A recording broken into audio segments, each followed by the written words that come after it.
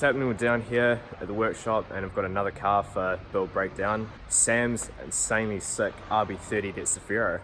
Basically, started life as a 20E auto uncutties that's popped up on Facebook for $800. Painted matte black. I told my wife we'd get a warrant on it and sell it and make money, which turned to shit really quickly because about 3 weeks in I blew the auto trans, neutral dumping it, manual converted it, 25 deaded it, and then sold my Laurel, and which had all the RB30 in it. So it's turned into this basically. Series 2 head, whole set, Synco, Turbo Smart, all the bloody goodies it needs to make all the power.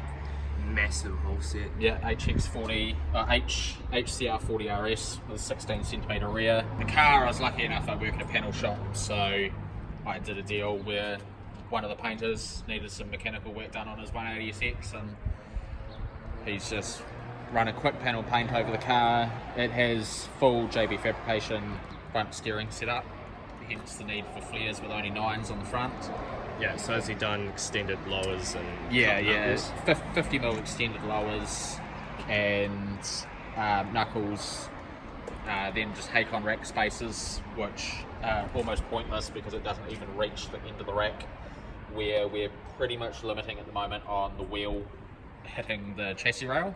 We thought about notching the lower control arm to try and get a little bit more lock, but that's probably not going to work very well on the basis of I don't want to change my wheel offset because I really like the .coms. Front kit went for something a little bit different than the usual Urus kit, went for a genuine Origin one. You know, as you can see straight off the bat, the fitment of it's a lot nicer than any main Urus or Workshop X stuff you normally buy.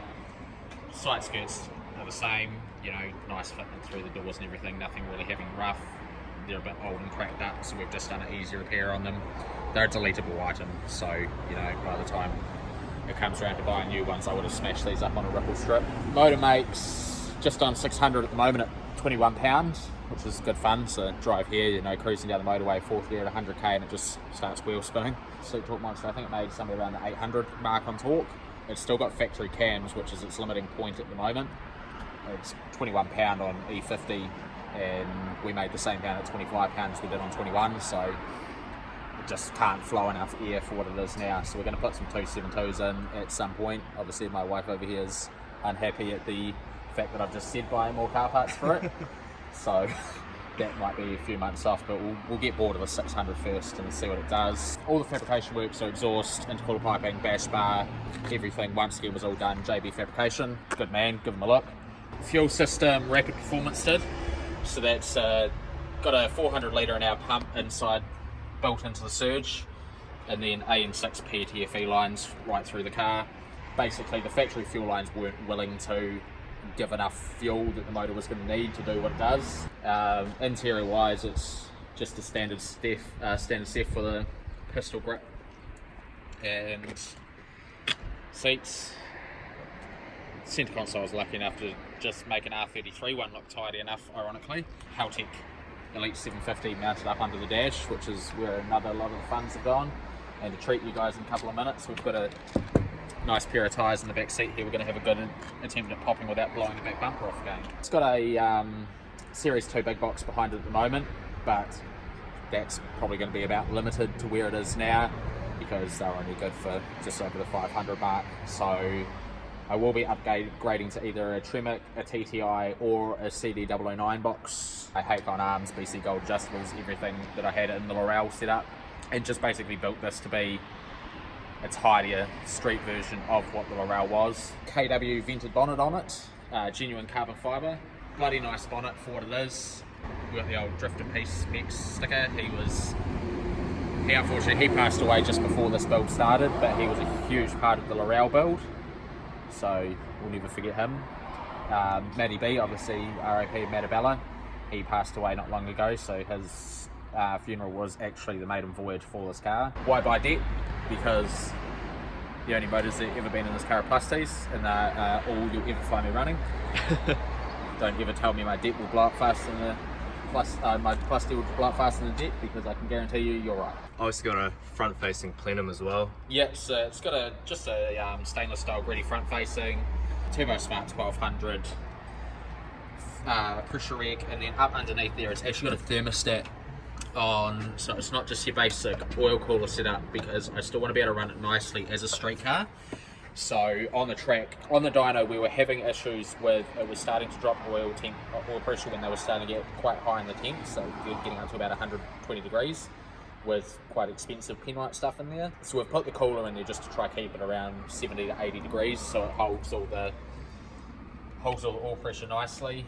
I mean, just the thermostat allows it to still build that oil temperature nicely while it's on the street, but around the track it just stops it getting too hot. The Haltech's got oil pressure shut off anyway, so as soon as it does decide to pack a wobbly and drop the oil pressure, the Haltech will turn off before it can do any damage to the bottom end. Progressive boost, which isn't helping much with traction at the moment, but we'll see what happens when I get wide body on there and manage to get some of the camber out of the back. The rear guards are pumped out 30 mil at the moment, but we've still had to put about 3 degrees of camber in there just to get 18 by 11s under the back of it, which probably not my finest moment, but I think they look better than having 17 by 9s. The Haltech's got fuel pressure shut off built into it as well, so if one of the pumps shuts out and it decides to start leaning out, then it will once again shut itself off before it can start destroying the pistons. Haltech wideband being, just doing the same job, pumping in more, pumping in less. We had to move the power steering pump down, so the power steering pump is now mounted where the aircon originally was, just due to the Synco manifold design. It was actually hitting the power steering lines on the manifold, which for something that's going to glow at over 1,000 degrees we don't really want happening. And you're running a head drain, obviously. Yep. Are you running oil restrictors as well? I got 1 mil in the front and complete block off in the back. We upgraded everything. We balanced the crank, polished it, collared it. It's got Rymax oil pump gears in the 81 mil housing, so it's got about the best you can get for all your oiling.